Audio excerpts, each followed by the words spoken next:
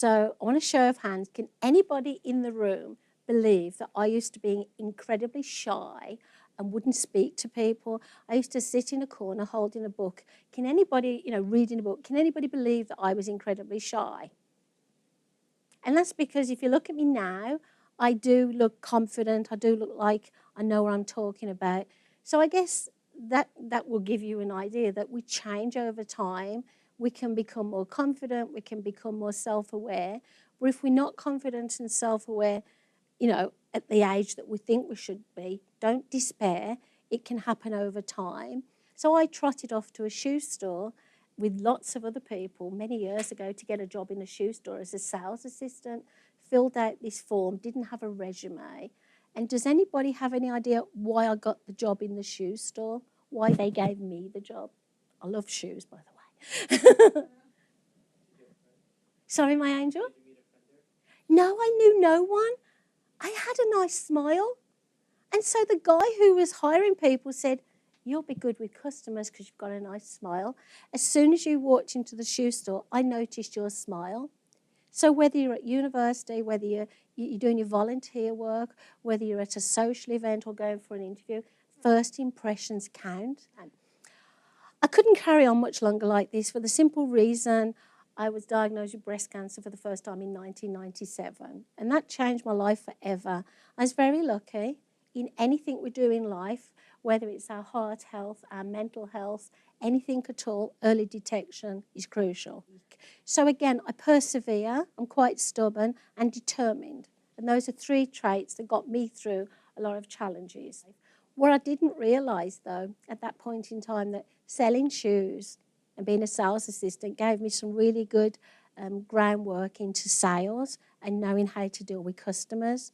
So sometimes in our life, we don't realise that what we're going through is a good grounding for our future endeavours. We just think, why is this happening to us? I discovered that networking is not about us all going to as many networking groups as possible and saying, if you come to my networking group, I'll go to yours. And, if you do this for me, I'll do that for you. It's about building relationships and getting to know people. So first of all, you've given your resume out, you've been networking, whatever you've been doing, always remember to follow up because, as I've said, people forget you quickly. And how can you be memorable? So it's the way you follow up. It could be an email, it could be a phone call, it could be a little handmade card, it could be some cookies. However you follow up, you want them to be memorable. You want them to remember you because you may have been networking with a large organisation or you guys at the back, and you've met some fantastic people there, you've exchanged business cards, you've said thank you to them. But you know how many thank you emails they are going to get? How many thank you cards they're going to get? So think when you leave here, how can I be memorable when I follow up? And if you are networking and you're not following up, you are attending events and you're not following up, you are wasting your time. Everything you do in life is for a purpose. So follow up, follow up, follow up. You can see all these things that we can be on. Let's admit it. You cannot be active and be consistent and be successful on every single one of these platforms. Do you agree? You would never do anything else but sit there chatting on Facebook.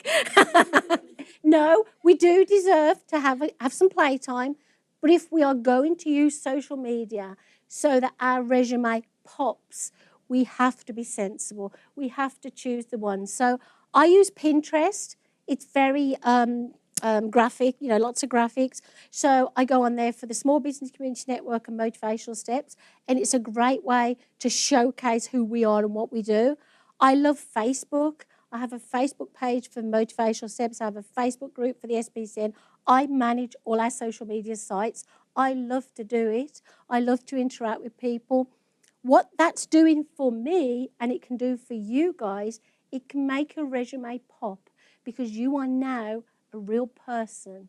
Your personality on any of these social media sites, whether you're making videos, whether you're doing the Pinterest, Foursquare, anything, whether you're blogging, your personality, the real you, hopefully, if you're being authentic, will pop. It will be out there and everybody will get to know the real you. We've met for coffee. You've got my business card, you've connected to me on LinkedIn. What I normally do is say, happy to connect, how can I be of assistance? Does that make sense? I'm happy to connect with you, how can I be of assistance? Say if 10 people connect to me on the same day, only one person will reply to that email. Only one person on LinkedIn.